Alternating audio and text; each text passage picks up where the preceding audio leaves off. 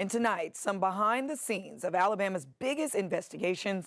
There's an artist helping bring suspects and victims into focus, from composite sketches to age progressions and even facial reconstructions.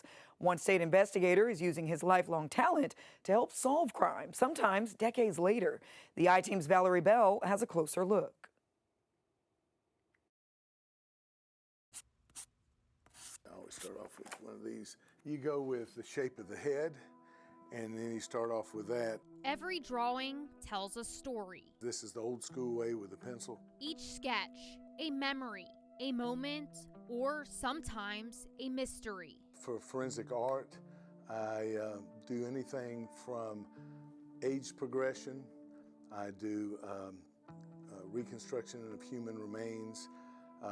I'll do just your normal, if somebody gets robbed, I'll take witness accounts. For Lieutenant Craig Shook with the Alabama State Bureau of Investigations, a blank page can become the face of a suspect, a missing person, or a long-lost victim. The middle picture up on top, the photograph is the only picture they had of that little girl, and she was known as Baby Doe because skull washed up in somebody's yard in a trailer park and turned out to be hers. And you can tell by the eye, well, on the skull there was a wound over the eye. Using pencil, paper, and now sometimes digital tools, Shook transforms witness accounts or old photographs into detailed composite sketches. One of the fellows fell on the bottom was just for another agency. They asked if I could help out with, making him only about 20 years older. So that's what I did. It's work that blends art, science, and investigation. He's the one that I did the age progression. He fled to Puerto Rico, and 34 years later, they extradited him back. And the picture assisted in his capture. The process starts simple, mapping out the shape of a face, but what follows can take hours of careful questioning and refinement. The part that takes the longest is for somebody to go through these books and pick out different composites of facial features. Witnesses study pages of eyes, noses, and mouths, choosing the features that best match the person they remember. From there, Shook builds the image piece by piece. After I draw a composite, they have to come back in, and then we look at it, and then we tweak it, so. So they could say the suspect's nose was a little bit bigger. Right, exactly.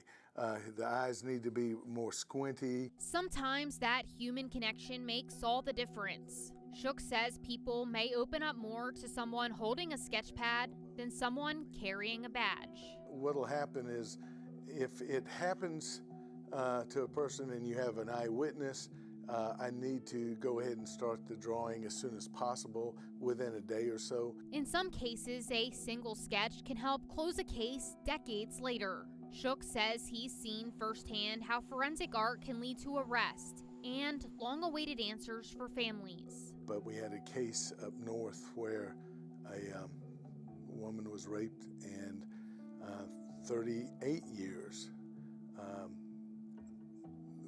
she was going back past that location on a trip, and the vision came back to her, and she was able to describe the person. The person was caught 5 miles away, owned a grocery store after 38 years. Even in an age of advanced technology, he believes there's still no substitute for the trained eye or the instinct of a seasoned artist. I think that you need the human element, because there's little nuances of somebody's face that